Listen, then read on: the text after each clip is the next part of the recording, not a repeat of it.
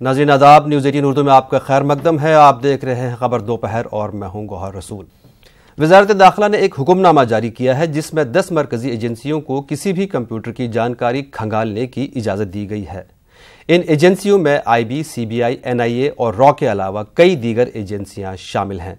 ये एजेंसियां किसी भी कंप्यूटर में आने वाली और जमाशुदा जानकारी को इंटरसेप्ट कर सकेंगी, उनको मॉनिटर कर सकेंगी और कोड की जुबान में होने पर उसको डिकोड करने का भी इख्तियार रखेंगी।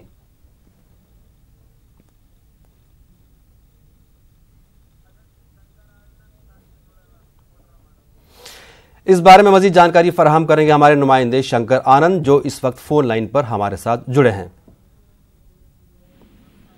शंकर, आप इस बारे में मजीद जानकारी दीजिए कि आखिर ऐसा क्या हुक्मनामा जारी किया गया है। देखिए, अगर हुक्मनामे की अगर बात करें तो जिस तरह से गृह मंत्रालय ने 10 एजेंसियों को कॉल और डेटा इंटरसेप्ट करने का अधिकार दिया है, इसके लिए सुरक्षा एजेंसियां किसी भी शख्स या संस्थान की जांच के लिए गृह मंत्रालय की मंजूरी उसको नहीं लेनी पड़ेगी। इसके लिए बाकायदा नोटिफिकेशन जो जारी किया गया है, इसमें किसी के भी मोबाइल, लैपटॉप और कंप्यूटर आदि से संबंधित जो जानकारी है वो हासिल कर सकती है और सरकार द्वारा जासूसी को और आसान बनाने के लिए बाकायदा एक तरह से पहल कही जा सकती है। मतलब कि अब किसी भी इस जो 10 एजेंसी है, इसको किसी से भी परमिशन लेने की आवश्यकता नहीं है।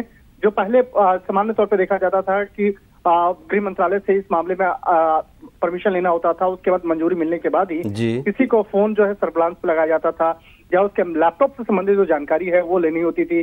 तो एक तरह से कहा जा सकता है कि मामला गृह मंत्रालय अपने नजरिए से जरूर कुछ बेहतर सोच के किया है, लेकिन इस मामले पर अब राजनीतिक चर्चाएं जो है वो शुरू हो गई है। और इस मामले पर जिस तरह से अब अभी कुछ देर पहले ओवैसी का भी बयान आया था और असुद्दीन ओवैसी जो है इस मामले पे काफी भड़कते हुए कहा था कि मैं ये गलत हो रहा है और इस तरह से किसी को मंजूरी नहीं मिलनी चाहिए। हालांकि तमाम जो जांच एजेंसियों की अगर बात करें तो इसमें नारकोटिक्स कंट्रोल ब्यूरो है, प्रवर्तन निदेशालय है जिसको ED के नाम से जानते हैं हम लोग, CBI, income tax, raw, IB, इन तमाम जांच एजेंसियों को यह अधिकार दिया गया है और इसको विशेष तौर पर इसको IT एक्ट की धारा 69 के तहत ये दिया गया है।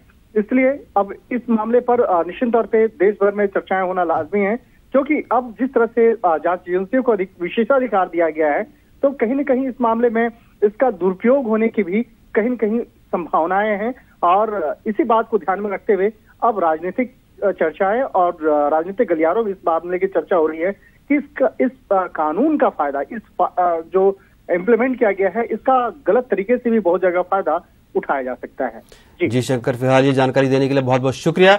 आपसे मजीद जानकारी लेते रहेंगे।